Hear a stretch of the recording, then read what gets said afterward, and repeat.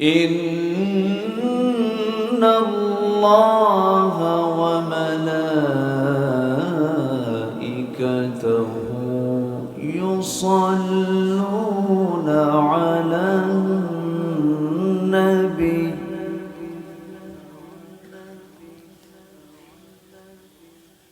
ইয়া আইয়ুহাল্লাযীনা আমানু সাল্লু আলাইহি ওয়া সাল্লিমু তাসলিমা আল্লাহুম্মা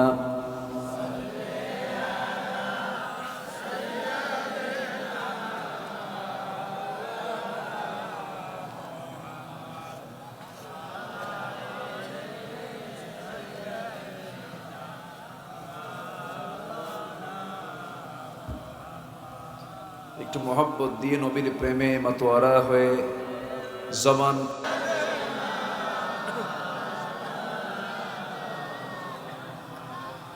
وعلى آله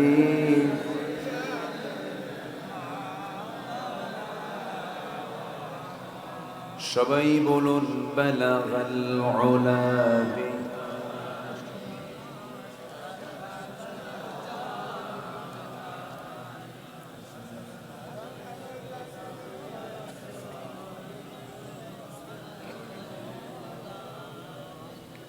سراج الملة تمهي فخر دو عالم دلبار مولاه شريف الأنبياء نسخا كل أديان دغره بلغ العلم بكماله كشف التجى بجماله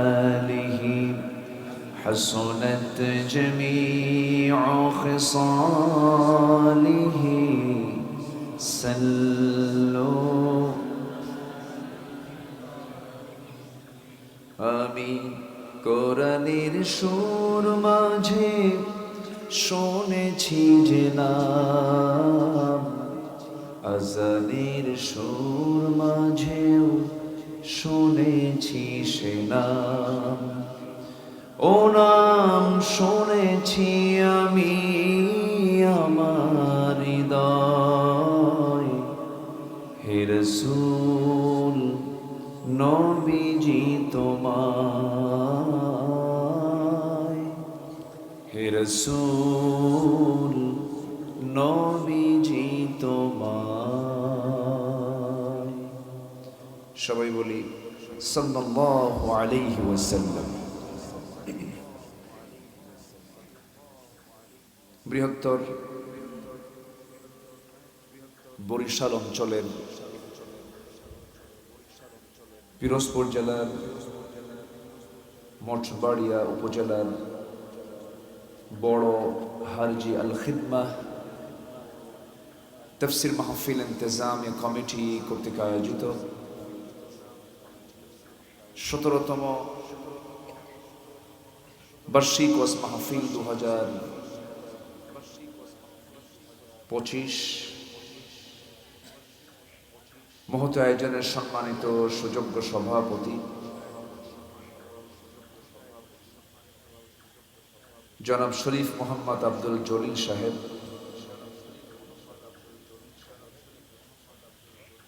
আজকের এই মহৎ আয়োজনের সম্মানিত প্রধান অতিথি জননেতা জনাব মুস্তাফিজুর রহমান মুস্তাফিজ, বরেণ্য অতিথিবৃন্দ, বিশেষ করে কথা বলেছেন আমার পূর্বে অত্র অঞ্চলের কৃতি সন্তান নন্দিত আলেমে দ্বীন, আমার অনুজ স্নেহধন্য মাওলানা রিদওয়ানুল্লাহ রাইয়ান সুন্দর তেলাওয়াত দিয়ে হৃদয়ের খোরাক জুগিয়েছেন বিশ্বজয়ী হাফিজুল কোরআন মাওলানা ওয়ালিউল্লাহ, উপস্থিত হাজারাত উলামায়ে কিরাম, ফদলায়ে ইজাম, সুশীল সমাজ, জাতির শ্রেষ্ঠ সন্তান, ওস্তাদবৃন্দ, শিক্ষক মণ্ডলী, আজকের মাহফিলের প্রধান আকর্ষণ যাদেরকে নিয়ে আজকের এই সাজানো গোছানো বর্ণাঢ্য আয়োজন, তাওহীদের পতাকাবাহী, কালিমার ঝান্ডাবাহী, দ্বীন ইসলামের নরসারদুল বীর মুজাহিদ, প্রাণ প্রিয় সম্মানিত দ্বীনী ভাইরা, আড়ালে বসে আছেন শ্রদ্ধেয়া সম্মানিতা মা বোনেরা। আলোচনার সূচনায় আনুষ্ঠানিকতার মধ্য দিয়ে আমার পক্ষ থেকে আবারও হৃদয় নিংড়ানো সালাম, আসসালামু আলাইকুম ওয়া রাহমাতুল্লাহি ওয়া বারাকাতুহু। সবাই কেমন আছেন? আমাকে প্রশ্ন করলেন, আল্লাহ তাআলা আমাকে তো আপনার সাথেই বসে রেখেছেন, আমি ভালো আছি, বলি আলহামদুলিল্লাহ। মহান রব্বে করিমের শুকরিয়া, যে মহান আল্লাহ সুবহানাহু ওয়া তাআলা আমাকে আপনাকে অসংখ্য লোকের মাঝ থেকে বাছাই করে সিলেক্ট করে জান্নাতের এমন একটি টুকরায় কোরআনের এই ফুল বাগানের ফুল হওয়ার সুযোগ তৈরি করে দিয়েছেন। আমরা শুকরিয়া জ্ঞাপন করছি, প্রাণ খুলে বলে উঠছি আলহামদুলিল্লাহ, চিৎকার মেরে বলছি আলহামদুলিল্লাহ। সবাই বলছে আল্লাহুম্মা ইন্নী আসআলুকা আল হুদা ওয়াত তুকা ওয়াল আফাফা ওয়াল গিনা। সবাই বলি আল্লাহুম্মা আইন্নি আলা যিকরিকা ওয়া শুকরিকা ওয়া হুসনি ইবাদাতিকা। আমরা আল্লাহ তাআলার শুকর আদায় করে নিলাম। একটু বাতাস লাগে মনে হয়, না সমস্যা হয়, ফ্যানটা একটু দেখি না। জি, সম্মানিত ভাইয়েরা, মহান রব্বুল আলামিনের শুকরিয়া, আমরা বহুদিন পরে কোরআন শোনার জন্য এমন একটি পরিবেশ, মুক্ত মনে, মুক্ত চিন্তায়, মুক্ত পরিবেশে কোরআন শোনার একটা পরিবেশ পেয়েছি, বলি আলহামদুলিল্লাহ। এটা কি 1 বছর আগেও ছিল? কমিটির ধারণা দিতে হতো থানার কাছে, থানাকে কি বলতে হতো, থানা আমরা কোরআন শুনবো, একটু পারমিশন চাই। এটা কি বলেন তো, সুখকর কোনো কথা না দুঃখের কথা? দুঃখের কথা। থানা একটু কোরআন শুনবো, কোরআন শুনতে দেওয়া যাবে কি? এই একটা কঠিন জগদ্দল পাথর চাপিয়ে দেওয়া হয়েছিল জাতির উপরে। কমিটির জুতার তলা ক্ষয় হতো, পারমিশন মিলত না। অপরদিকে ওয়ায়া'মুরুনা বিল মুনকার, মুনাফিকরা খারাপ কাজের আদেশ দেয়, আর ঈমানদাররা ইয়া'মুরুনা বিল মা'রুফ ওয়া ইয়ানহাউনা আনিল মুনকার। মুনাফিকদের দাওয়াত মুমিনদের দাওয়াতের সোজা না উল্টাটা? উল্টা। উল্টা যে কাজগুলো, এগুলো করতে তাদের কোনো অনুমতি লাগতো না। সেই একটি প্রতিকূল পরিবেশ থেকে আল্লাহ পাক আমাদেরকে একটা অনুকূল পরিবেশ তৈরি করে দিয়েছেন। আবারও বলছি আলহামদুলিল্লাহ। আল্লাহ পারেন কিনা বলেন? কেউ যেটা পারে না, কে পারেন?